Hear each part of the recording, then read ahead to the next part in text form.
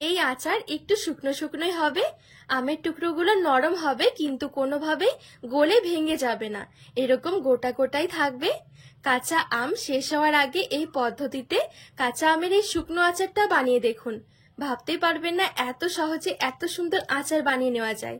আচার আমরা কম বেশি প্রত্যেকে বানিয়ে থাকি, তবে এই পদ্ধতিতে আমের আচার তৈরি করলে সব থেকে সেরা মনে হবে খেতে।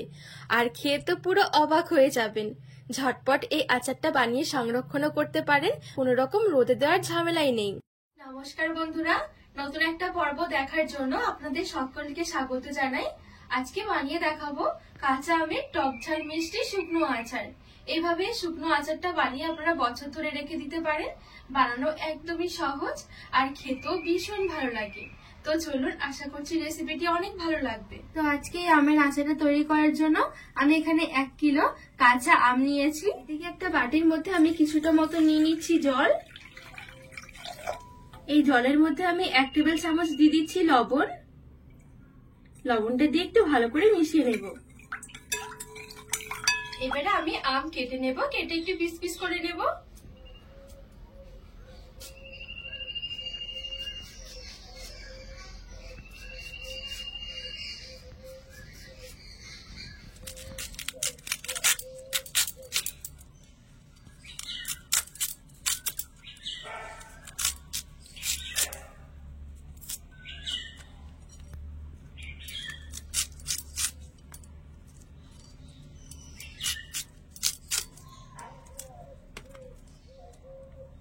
তো আজকে আচারের জন্য আম আমি ঠিক এরকম ভাবে কেটে নিয়েছি।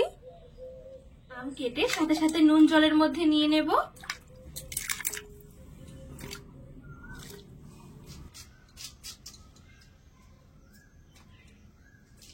তো এখানে আমি সবটুকু আম খুব সুন্দরভাবে কেটে নুন জলের মধ্যে ভিজিয়ে নিয়েছি।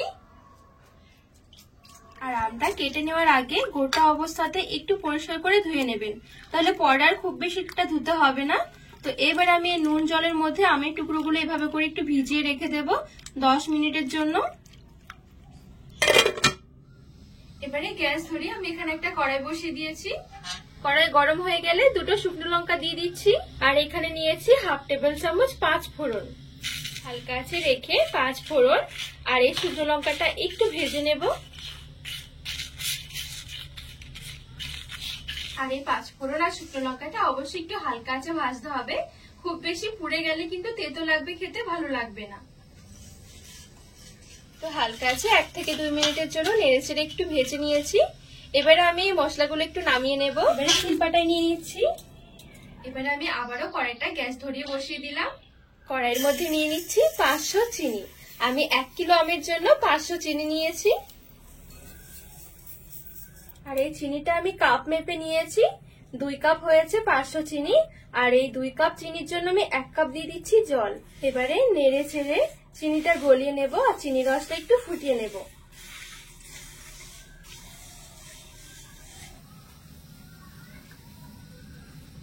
তো এখানে দেখুন চিনি গলে চিনি রসটা ফুটতে শুরু করেছে। এই পর্যায়ে দিয়ে দেব 1 টেবিল চামচের মতন লেবুর রস। দিয়ে দিচ্ছি 2টো তেজপাতা আর 1/2 টেবিল চামচ দিয়ে দিচ্ছি কাশ্মীরি লঙ্কার গুঁড়ো। সামান্য দিয়ে দিচ্ছি হলুদ গুঁড়ো। ভালো করে নেড়েচেড়ে একটু মিশিয়ে নেব।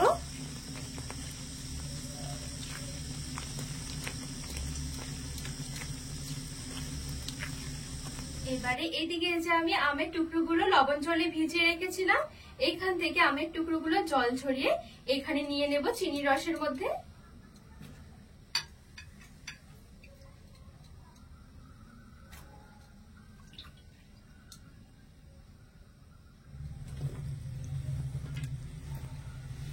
এবারে ভালো করে নেড়েচেড়ে চিনি রসের মধ্যে মিশিয়ে নেব।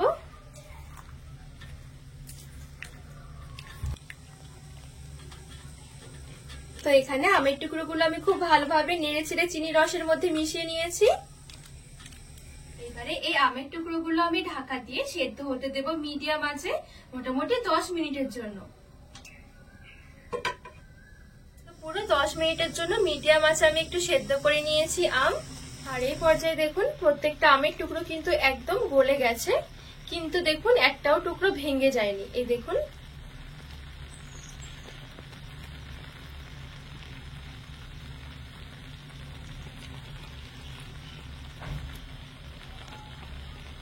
এবারে গ্যাসের আঁচটা আমি একদম হালকা করে রেখে দিয়েছি, আর এখানে আম সেদ্ধ করতে হবে না, খুব সুন্দরভাবে কিন্তু আম সেদ্ধ হয়ে গেছে। এবারে এদিকে যে আমি মশলাটা ভেজে রেখেছিলাম 5 ফোড়ন আর শুকনো লঙ্কা, এবারে একটু আধা ভাঙা করে গুঁড়ো করে নেব।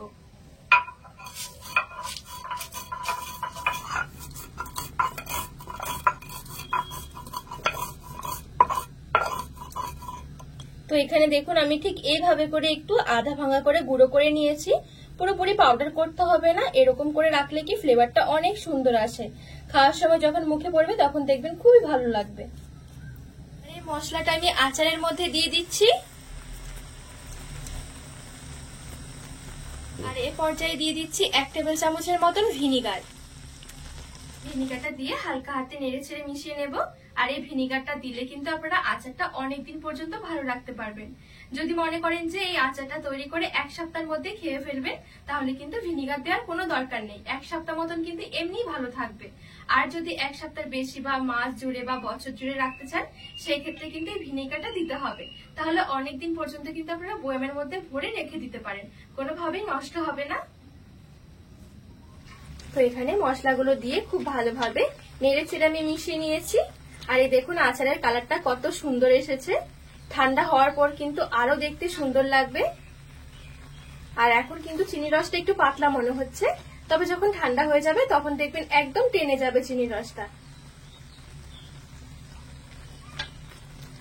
আর আচারটা গ্যাসের আঁচ থেকে নামানোর আগে এইভাবে করে একটু চিনির রসটা চেক করে নেবেন। যদি এইভাবে করে শুতো হতে শুরু করে, তাহলে বুঝতে হবে যে একদম পারফেক্ট ভাবে রেডি হয়ে গেছে। আর এটা কিন্তু সেদ্ধ করা বা জাল করার কোনো দরকার নেই। এবারে গ্যাসের আঁচটা আমি বন্ধ করে দেব, আর ঢাকনা দিয়ে ঢেকে নামিয়ে রেখে দেব। আচারটা ভালোভাবে ঠান্ডা করে নেব। কড়াইটা শুদ্ধ আমি একদম ভালো করে ঠান্ডা করে নেব, তারপরে আপনাদেরকে দেখাচ্ছি যে আচারটা কেমন হয়েছে। তো এখানে আমি খুব ভালোভাবে আচার ঠান্ডা করে নিয়েছি। ঠান্ডা হয়ে গেলে দেখবেন একদম শুকনো শুকনো হয়ে যাবে। দেখুন যে চিনির রসটা ছিল সেটাও কিন্তু অনেকটাই টেনে গেছে। আর এই আচারটা কিন্তু এরকমই হবে, একটু শুকনো শুকনো। আর আম কিন্তু কোনোভাবে গলে যাবে না, এরকম গোটা গোটা থাকবে আমের টুকরোগুলো। খেতে কিন্তু ভীষণ ভালো লাগে। আচার কিন্তু আমরা কম বেশি অনেকেই বানিয়ে থাকি, তবে এই পদ্ধতিতে আচার একবার বানিয়ে দেখুন, কথা দিচ্ছি খেয়ে মন খুশি হয়ে যাবে। আর এইভাবে আচার তৈরি করলে অবশ্যই বেশি করে বানিয়ে রাখবেন, না হলে দেখবেন বানালেই আচার শেষ হয়ে যাবে, এতটা ভালো লাগে খেতে। আর এই দেখুন আচার দেখতে কতটা সুন্দর হয়েছে। আর এই এত সুন্দর আচার দেখবেন বানালেই অবাক হবে। আজকে এই কাঁচা আমের আচারের রেসিপি আপনাদের কেমন লেগেছে অবশ্যই কিন্তু কমেন্ট করে জানাবেন। আর রেসিপি ভালো লাগলে চ্যানেলটিকে সাবস্ক্রাইব করে পাশে থাকার অনুরোধ রইল।